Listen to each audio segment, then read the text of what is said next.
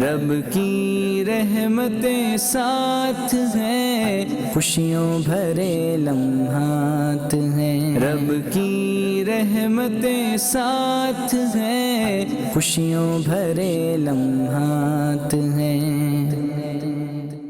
مدنی channel کے ناظرین اور اسلام آباد میں موجود حاضرین، دعوت اسلامی ہے یہ، دعوت اسلامی ہے، دعوت اسلامی ہے یہ، دعوت اسلامی ہے۔ بزرگوں کا مدنی چینل کا پروگرام ہے خوشیوں بھرے لمحات۔ صدا اتنا ادب پاوے، خفا مرشد نہ ہو بڑ کاش، سکھا تیرے میں صدقے او دعوا یا رسول اللہ۔ بندہ جب دنیا میں کوئی تکلیف اٹھاتا ہے، حتیٰ کہ روایتوں میں ہے کہ اس کے پاؤں میں اگر کانٹا بھی چبھتا ہے اور اس کانٹے کے چبھنے پر وہ صبر کرتا ہے تو اللہ پاک اس کی برکت سے بھی جنت میں اس کا درجہ بلند فرماتا ہے۔ دیکھیے، جب انسان کی عمر بڑی ہو جاتی ہے اس وقت اسے مشوروں کی ضرورت زیادہ رہتی ہے، اور نوجوان اگر بزرگوں کے تجربات سے فائدہ حاصل کریں تو یقیناً اس میں فائدہ ہوگا۔ ہر ایک سے ہر مشورہ نہیں کیا جاتا۔ کاروبار کا مشورہ کاروباری شخص سے کیا جائے گا، مذہبی حوالے سے بھی۔ ہر داڑھی والے سے اگر ہم مسئلہ پوچھ لیں، ہر داڑھی والا عالم بھی نہیں ہوتا ہے۔ جذبات میں کیے گئے اکثر فیصلے ایسے ہوتے ہیں کہ جن کے بعد پچھتانا پڑتا ہے۔ پیارے پیارے اسلامی بھائیو اور مدنی چینل کے ناظرین، بزرگوں کا مدنی چینل ہے اور پروگرام ہے خوشیوں بھرے لمحات، اور ہمارا دوسرا سیگمنٹ ہے مختصر مگر با اثر۔ مختصر مگر با اثر۔ آئیے رکن شورا ہمارے پنجاب مشاہد کے نگران حاجی محمد اسلم اتاری دامت برکاتہم العالیہ سے اس بارے میں کچھ مدنی پھول حاصل کرتے ہیں۔ صلو علی الحبیب صلی اللہ تعالی علی محمد صلی اللہ تعالی وسلم۔ ایک بوڑھا شخص کہیں سے گزر رہا تھا، بڑھاپے کی وجہ سے اس کی کمر جھکی ہوئی تھی۔ چلتے ہوئے یوں لگتا تھا کہ بوڑھا شخص زمین سے کچھ تلاش کر رہا ہے۔ ایک نوجوان کو مسخری سوجی اور کہنے لگے، بڑے میاں کیا تلاش کر رہے ہو؟ بات اگرچہ غصہ دلانے والی تھی، مگر اس بوڑھے نے صبر اور برداشت اور سمجھداری کا کمال مظاہرہ کیا، اور اس کے زہریلے کانٹے کے جواب میں فکر انگیز مدنی پھول پیش کرتے ہوئے فرمایا، بیٹا میں اپنی جوانی تلاش کر رہا ہوں۔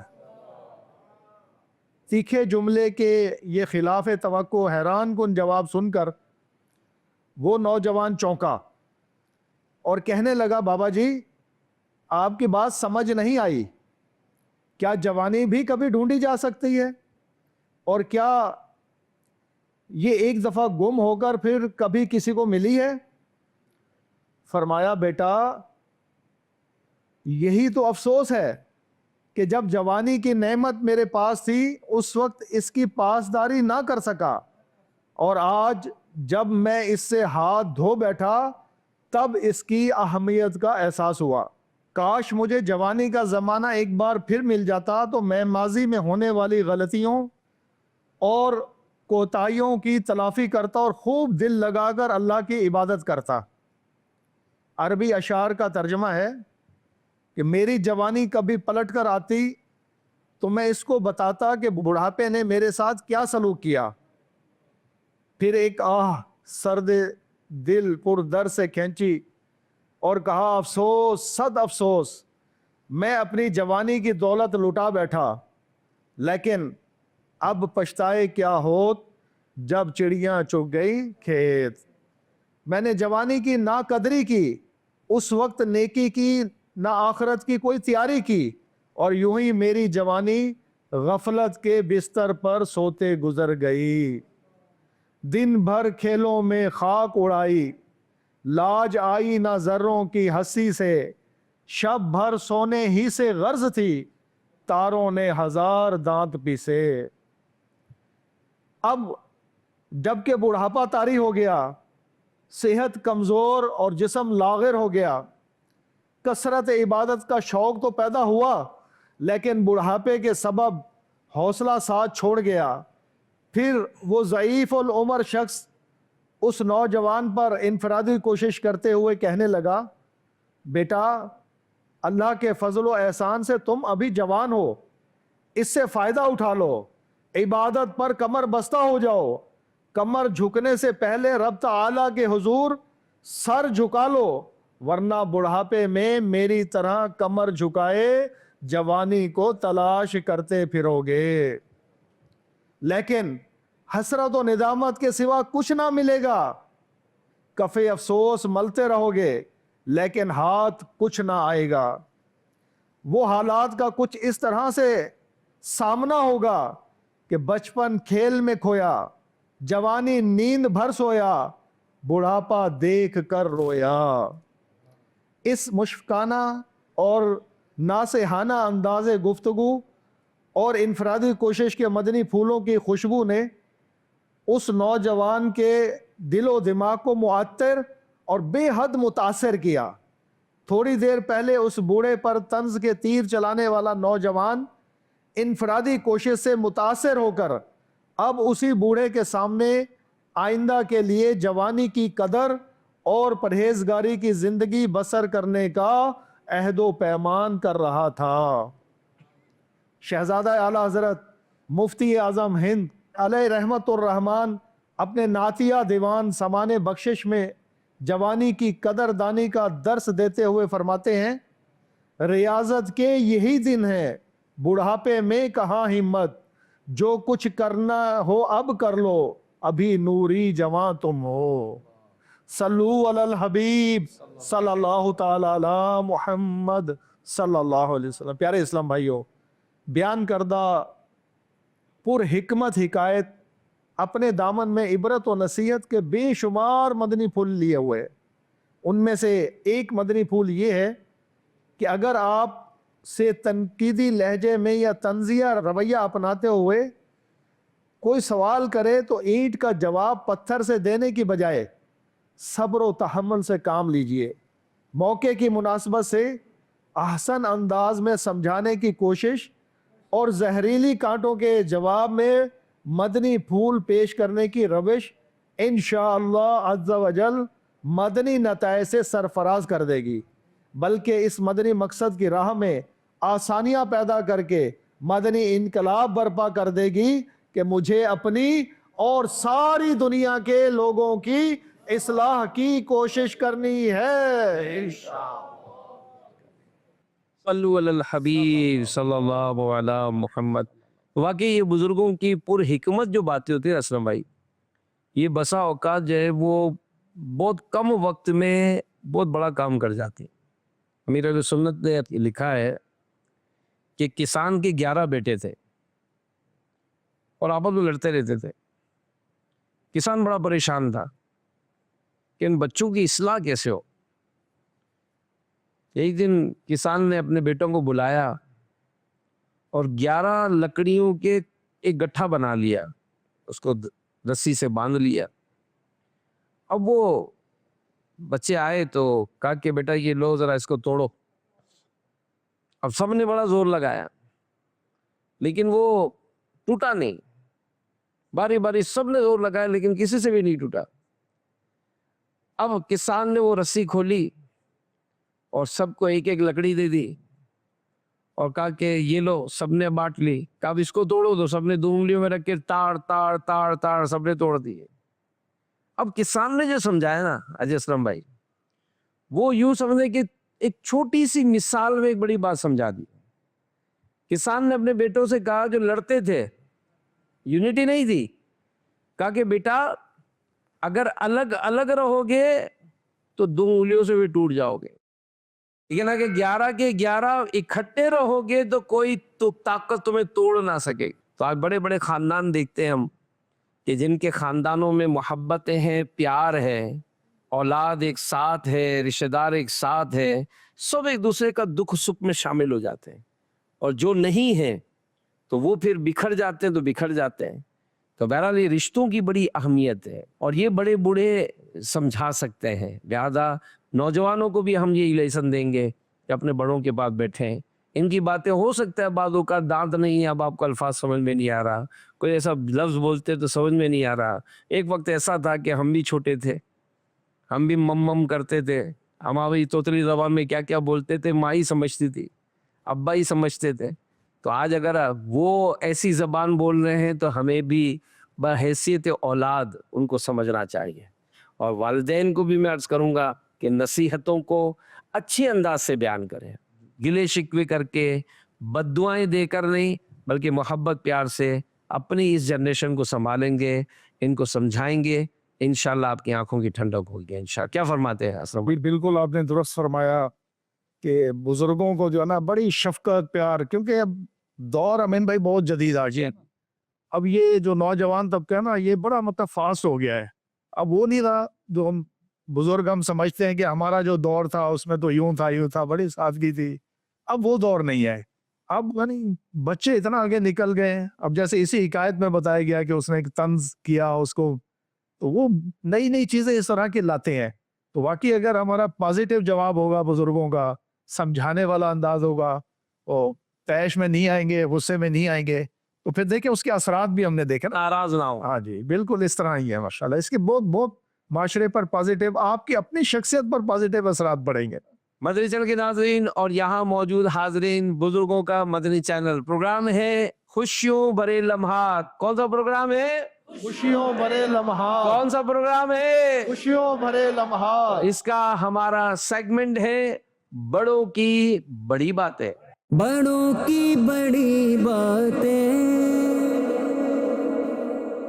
تو آئیے اپنے اسلامی بھائیوں سے ہم اپنے اکابرین بزرگوں کی کوئی بڑی باتیں سنتے ہیں، اور اس ضمن میں انشاءاللہ کچھ ہم رکن شورا سے بھی مدنی پھول حاصل کریں گے۔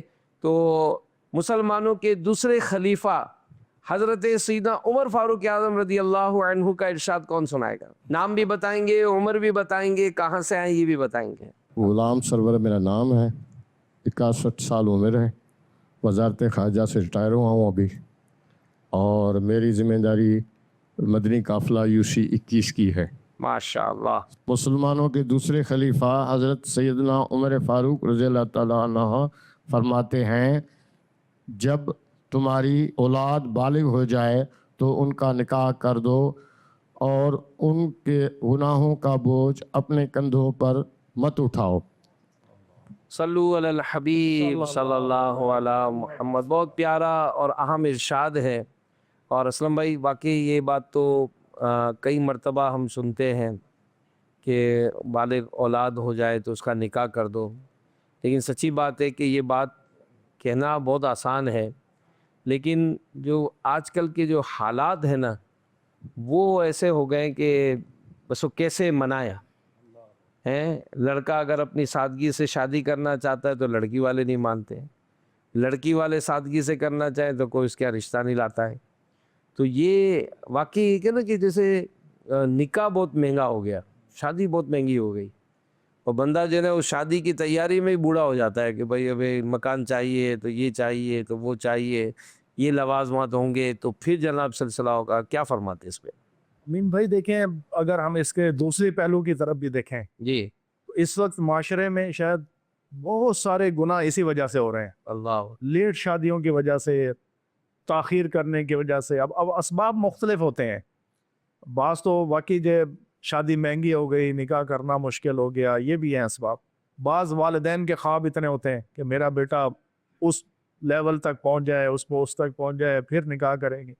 تو یہ اس طرح کے معاملات ہیں، جبکہ شریعت بھی ہمیں یہی حکم دیتی ہے کہ جتنی جلدی ہو سکے اس کی شادی کرو۔ یہ بہت پیارا فرمان ہے۔ یوں سمجھیں کہ ہمارے معاشرے سے بہت سارے گناہ اگر ہم اس پر عمل کر لیں، جلدی شادی کی طرف آ جائیں، تو بہت سارے گناہوں سے چھٹکارا مل سکتا ہے۔ ابھی وعید بھی سنائی گئی نا کہ آپ اگر یہ شادی بالغ ہوتے ہیں اور شادی نہیں کرتے تو فاروق اعظم رضی اللہ عنہ کا جو ارشاد کا جو آخری جو جملہ ہے کہ اور ان کے گناہوں کا بوجھ اپنے کندھوں پر مت اٹھاؤ، کیونکہ اگر بالغ اولاد اگر کسی گناہ میں مبتلا ہوتی ہے تو والدین بھی اس کے مطلب سمجھے کہ جواب دہ ہو جائیں گے، اور بعض اوقات ان کے گناہوں کا بوجھ جو ہے وہ والدین کے سر پر بھی آ سکتا ہے. لہذا اللہ پاک سے دعا بھی کریں کہ اللہ پاک ایسے اسباب بنائیں اور ایسی آسانیاں عطا فرمائے کہ ہم اپنے بچوں کی خوشیاں بھی دیکھ سکیں، اور جو یہ طبقہ ہمیں سن رہا ہے وہ بھی اس معاملے میں تھوڑا کمپرومائز کرے. ہم یہ سمجھتے کہ جناب یہ لڑکی جو ہے وہ بہت کچھ لائے گی تو لڑکا سیٹ ہو جائے گا، یا لڑکے کا کوئی اچھا اسٹیٹس ہے تو ہماری بچی یوں سیٹ ہو جائے گی. تو بعض اوقات ان چیزوں میں کرنے سے بہت سارے گناہوں کے دروازے کھلتے ہیں. اللہ پاک ہمیں عمل کی توفیق عطا فرمائے. امین بھائی دیکھیں امیر سنت دامت برکاتہم علیہ کی سیرت بھی ہمارے سامنے. اللہ اب یہ اسی سمجھے کہ اسی دور کے ہے نا، تو ہمارے لیے کتنا مطلب پیارا اس میں وہ ہے کہ آپ کے بچے جیسے ہی جوان ہوئے ہم نے دیکھا کہ وہ فوراً ہی مطلب شادی کی طرف اور اس طرف چلے گئے. تو اس سے بھی ہمیں دیکھیں ہم سیکھنا ویسے بھی چاہیے. مذہبی جو طبقہ ہوتا ہے نا، یہ ان کو جب یہ نالج ملتی ہے تو اب ظاہر ہے باتیں سنتا ہے، لیکن کچھ ایسا ماحول بن جائے خاندان کا اور اپنے اطراف کا، تو الحمدللہ دیکھا یہ ہے کہ بہت سارے خاندان الحمدللہ اس بارے میں آگے بڑھتے ہیں، اور یوں جو ہے وہ سلسلہ جو ہے وہ اچھا ہو جاتا ہے. خیر ہم اپنے سلسلے کو آگے بڑھاتے ہیں. محمد سرور تاریخ 2017 سے میں ایئر فورس سے ریٹائرڈ ہوں جی اور دعوت اسلامی کے ساتھ میرا 88 سے تعلق ہے. شیخ سازی رحمۃ اللہ علیہ فرماتے ہیں کہ برائی کا بدلہ برائی سے دینا بڑی بات نہیں ہے، میدان کی اس میں ہے کہ جو تم سے برا سلوک کرے تم اس کے ساتھ اچھا سلوک کرو. سبحان اللہ. کیا بات ہے. جی اسلام بھائی. ماشاءاللہ یہ بہت خوبصورت قول ہے اور بہت ماشاءاللہ اس میں ہمارے لیے تربیت ہے، خاص طور پہ بزرگوں کے لیے بڑی تربیت ہے. امیر سنت ہماری تربیت امین بھائی فرماتے ہیں کہ اینٹ کا جواب پتھر سے نہیں، برائی کا بدلہ برائی سے نہیں دیا جاتا. تو یہ اگر اس پر ہمارا عمل ہو جائے تو واقعی ہمارا معاشرہ سدھر جائے اور بہت ساری چیزیں پازیٹیو ہو سکتی ہیں. اور اس میں اگر خاندان کے حوالے سے بھی ہوتا ہے نا کہ بعض خاندان میں ہی ہمارے ساتھ کو مس بیہیو کر جاتے ہیں. بعض خاندان میں ہمیں پروٹوکول نہیں ملتا ہے. بھائی ہمارے یہاں تو جب بھی دعوت ہوتی ہے ہم تو آگے بڑھ کے ملتے ہیں، ملاقات کر کے مسکراہٹ کے ساتھ لے کر آتے ہیں. اور بعض ناراضی ہوتی کہ یار یہ دیکھو میں اس کے یہاں گیا، اس نے تو مسکرا کر بھی نہیں دیکھا اور ہمیں دعوت بھی نہیں دی، ہمیں کارڈ یوں نہیں دیا، ہم نے تو اس کے گھر میں جو ہے وہ جوسر دیا تھا، ہم نے تو لفافے میں اتنے پیسے دیے تھے، انہوں نے جی 500 روپے تھما دی ہم کو تو یوں دیا نہیں، ہم نے تو اس کے گھر میں کھانے کا انتظام کرایا تھا، اس نے تو جناب یوں کیا. تو یہ جو باتیں بعض اوقات یہ دوریاں پیدا کرتی ہیں. تو اگر یہاں تو درس یہ مل رہا ہے کہ کوئی برائی کر جائے، برائی کرے، اور پھر اگر اس معاملے میں رہنمائی لینی ہے تو پیارے نبی صلی اللہ علیہ وسلم کی سیرت سے لے لیں کہ پیارے نبی صلی اللہ علیہ وسلم کی سیرت میں تو ایسا ملتا ہے نا کہ گالیاں دیتا ہے کوئی تو دعا دیتے ہیں، دشمن آ جائے تو چادر بھی بچھا دیتے ہیں. اور پھر یہ ساری عظمت و شان اور یہ ساری بہاریں بیان کرنے کے بعد جب یہ سارے کفار کے ساتھ حسن سلوک اور اپنے ساتھ ظلم کرنے والوں کے ساتھ جو حسن سلوک ہے یہ سارے بیان کرنے کے بعد پھر عاشقان رسول کیا پڑھتے ہیں کہ لگاتے ہیں نعرہ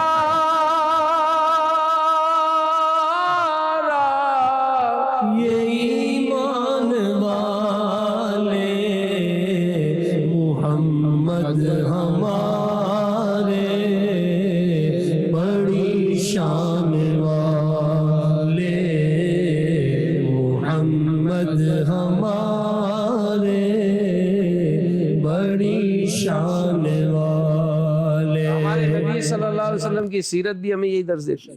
بزرگوں کے بھی واقعات کئی ایسے ملتے ہیں، بہت سارے واقعات ملتے ہیں. ایک بزرگ رحمۃ اللہ تعالی علیہ کا واقعہ پڑھا کہ ایک غیر مسلم اس نے پرنالہ بنایا ہوا تھا بزرگوں کے گھر اور اپنی ساری گندگی وہاں ڈال دیتا تھا.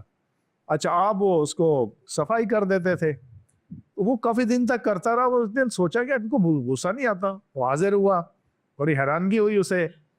تو اس نے آ کر عرض کی کہ حضور آپ مجھ سے کوئی تکلیف تو نہیں ہے، کوئی آپ کو یہ آتا ہے تو غصہ نہیں؟ تو آپ نے بڑا پیارا جواب دیا اور اس کا پھر رزلٹ دیکھیں کتنا پیارا آیا نا کہ وہ الحمدللہ کلمہ پڑھ کر مسلمان ہو گیا. کیا بات.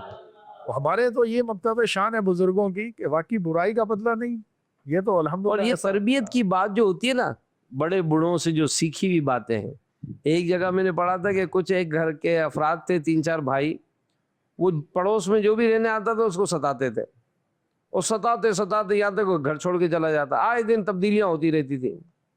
ایک مرتبہ ایک فیملی رہنے آئی, وہ کیا کرتے تھے, اپنے گھر کا سارا کچرا ڈال دیتے تھے. اب وہ فیملی کچھ دن تو اس نے دیکھا, آخر ایک دن اسے برداشت نہیں ہوا, تو اس کے گھر میں ایک پھل کا درخت لگا ہوا تھا. اس نے کیا پھل توڑے, ایک ٹوکری بھری اور پڑوسی کے گھر چلا گیا. اب جیسے ہی دروازہ کھٹکھٹائے تو بھائی سمجھے لڑنے آیا ہے.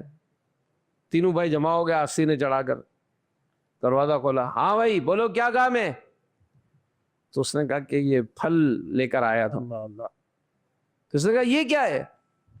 تو کہا میرے گھر میں یہی ہے. ایک جملے سے سمجھا دیا اس نے, میرے گھر میں یہی ہے. تمہارے گھر میں کچرا ہے تم کچرا پھینکتے ہو, میرے گھر میں پھل ہے میں پھل لے کر آیا ہوں. سبحان اللہ. تو بات سمجھانے کی ہوتی ہے نا, تو بزرگوں کا انداز ایسا ہی میٹھا ہونا چاہیے. تو جب یہ میٹھا انداز ہوتا ہے, جیسے رکن شورا نے فرمایا کہ وہ غیر مسلم جو کچرا پھینکتا تھا وہ پھینک پھینک کر تھک گیا اور آ کر کہنے لگا تکلیف تو نہیں ہے. اب ہم جیسا ہو تو اٹھائے ڈنڈا اور لگائے 2-4 کہ بے غیرتا ہے, یہ تو کر کے تو مجھ سے پوچھ رہا ہے کہ مطلب تکلیف نہیں ہے.